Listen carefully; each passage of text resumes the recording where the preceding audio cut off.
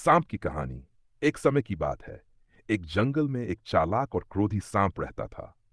वह हर उस जानवर को डरा देता था जो उसके रास्ते में आता। उसकी फुंकार और जहरीले दांतों से सभी जानवर डरते थे। कोई भी उसके करीब जाने की हिम्मत नहीं करता। जंगल के पास एक गांव था और उस गांव में एक साधु रहता था।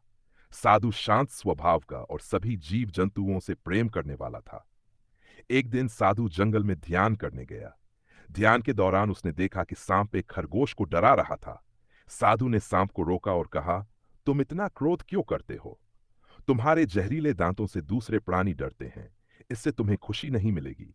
प्रेम और दया का मार्ग अपनाओ।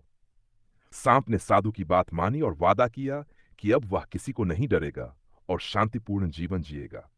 साधु ने खुशी से आशीर्वाद दिया और वापस चला गया। कुछ समय बाद जब गांव के बच्चों को पता चला कि सांप अब किसी को नहीं डरा रहा है, तो उन्होंने उसका मजाक उड़ाना शुरू कर दिया। बच्चे उसे पत्थरों से मारते, उसकी पूंछ खींचते और उसे परेशान करते। सांप चुपचाप सब सहता रहा। धीरे धीरे वह कमजोर और बीमार पड़ गया। एक दिन साधु फिर जंगल में आया और उसने सांप को देखा।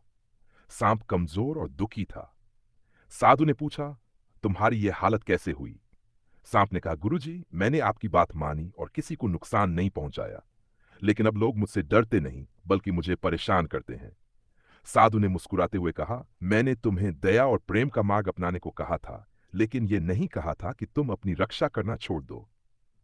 डराने और खुद की रक्षा करने में फर्क होता है।